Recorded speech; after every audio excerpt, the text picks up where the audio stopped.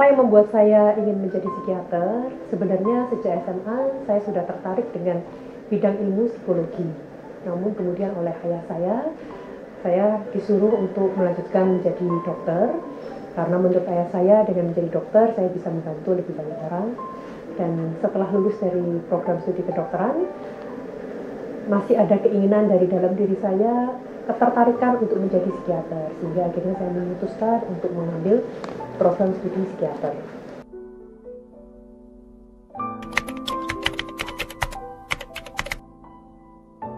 Setelah menyelesaikan SMA 2 di SMA Kasir Louis 1 Surabaya, kemudian saya mengikuti pertukaran pelajar ke Amerika selama 1 tahun.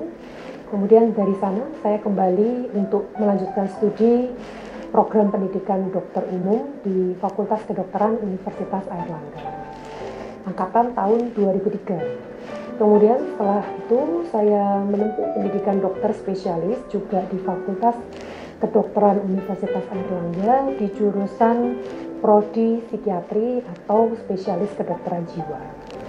Dari sana saya lulus tepat waktu, bahkan lulus tercepat di antara teman-teman seangkatan, dan akhirnya saya menjadi psikiater. Disinilah saya siap untuk membantu Anda bila Anda mengalami gangguan-gangguan yang berhubungan dengan kesehatan jiwa. Saya juga mengikuti berbagai macam pelatihan seperti hipnoterapi, kemudian juga family therapy, emotion focus family therapy, dan juga lain sebagainya.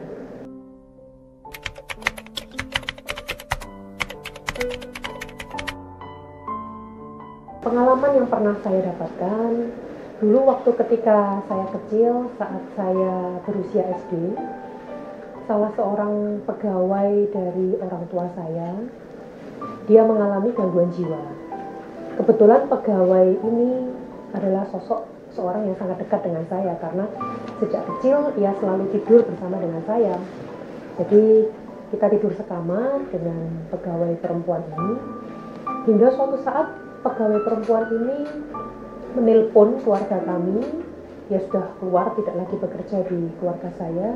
Dia menelpon keluarga kami dan dia berkata bahwa dia mengalami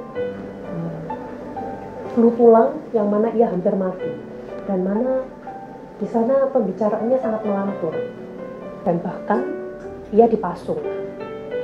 Betapa kagetnya saya, karena saya tidak menyangka sosok pegawai perempuan ini yang begitu cantik dan baik hati, sangat lemah lembut, tiba-tiba berubah menjadi tidak merawat diri hingga dipasung, makan, berak, dan buang air kecil di satu tempat, dan ia diikat di suatu tiang.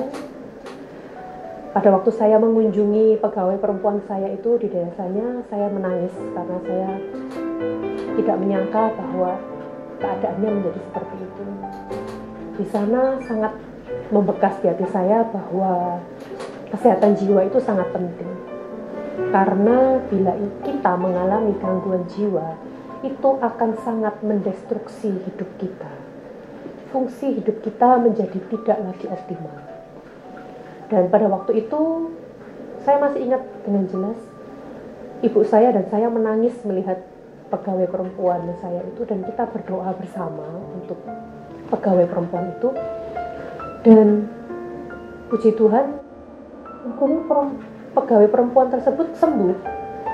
Akhirnya setelah kita pulang, keluarganya mau membukakan pasung dari pegawai saya tersebut. Setelah berbulan-bulan ia dirantai di suatu tiang, akhirnya ia dilepas, ia mandi, makan bersama dengan keluarga, dan akhirnya kembali tidur di ruang tidur dari keluarga.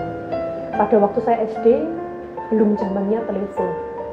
Hingga beberapa bulan kemudian, keluarga kami mendapatkan sebuah surat dari keluarga dari pegawai tersebut. Ia berkata bahwa setelah kedatangan kami, pegawai saya tersebut sembuh total. Dan keluarga tersebut meminta izin, bolehkah pegawai tersebut kembali bekerja di keluarga kami. Akhirnya keluarga kami memutuskan mau menerima kembali pegawai perempuan tersebut untuk bekerja kembali di perusahaan kami, dan hingga saat ini pegawai tersebut masih bekerja di perusahaan keluarga orang tua saya. Dari sana saya melihat bahwa ketika kita membukakan pintu hati kita untuk orang-orang dengan gangguan jiwa, bahwa sebenarnya mereka bisa disembuhkan. Kita mau mengasihi mereka, sebenarnya mereka dapat pulih. Karena miris sekali ketika kita melihat bahwa orang-orang dengan gangguan jiwa diperlakukan bahkan kadang lebih rendah daripada binatang. Diikat, diberi makan di satu tempat yang sama dengan tempat ia buang air besar dan buang air kecil. Bau sekali, itu sangat-sangat miris dan menyedihkan. Jadi dari sana saya ingin bagaimana kita bisa memajukan kesehatan jiwa di Indonesia khususnya. Kalau Anda sakit gigi, maka Anda akan ke dokter gigi, bukan? Kalau Anda patah tulang, Anda akan ke dokter bedah tulang ortopedi. Tetapi mengapa kalau Anda mengalami gangguan jiwa ataupun masalah dengan kejiwaan, seringkali masyarakat ragu untuk ke psikiater? Anda tidak harus berada di titik terendah dalam hidup Anda baru mencari bantuan. Lebih baik sesegera mungkin Anda mencari bantuan bila memang Anda merasakan sulit tidur, sedih, cemas, gelisah, ataupun ada masalah di pernikahan atau masalah keluarga. Jangan ragu untuk minta bantuan ke psikiater.